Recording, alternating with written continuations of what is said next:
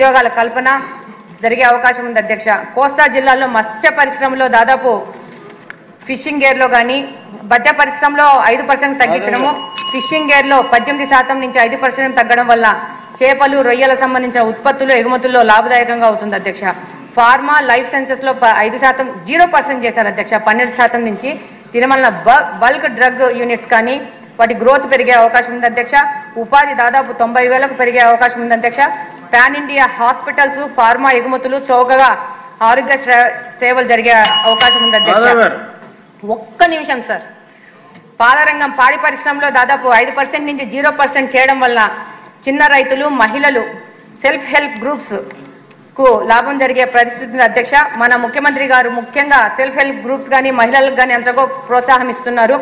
ఈ యొక్క జిఎస్టీ సంస్కరణ వల్ల మహిళలకు ఎక్కువగా ఉపయోగపడే అవకాశం ఉంది అధ్యక్ష.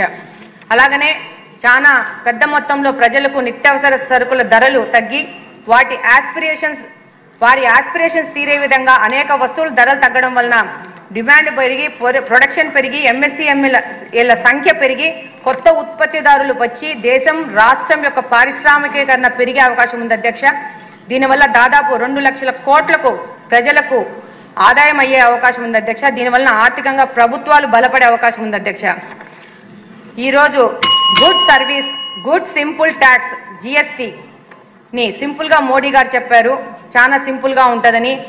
దానివల్ల అంతర్జాతీయంగా ఉన్న పరిస్థితులను అధిగమించే విధంగా ఆస్కారం ఉంది అధ్యక్ష. ఒక మహిళగా కుటుంబాన్ని నిర్వహించే అనుభవం ఉన్న మహిళగా ఈ రాష్ట్రానికి ఈ దేశానికి ఈ సంస్కరణలు ఎంతో అవసరం అధ్యక్ష. మన ఆర్థిక పటిష్టతే మన భవిష్యత్తు నిర్ణయిస్తుందని బలంగా నమ్మే వ్యక్తిగా జిఎస్టీ 2.0 సంస్కరణను సంపూర్ణంగా మద్దతిస్తూ ఉన్నాను అధ్యక్ష. థ్యాంక్ యూ అధ్యక్ష.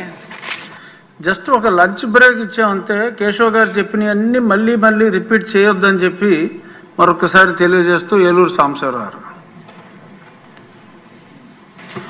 Thank you sir. భారతదేశ ఆర్థిక విప్లవానికి ఈ నెక్స్ట్ జనరేషన్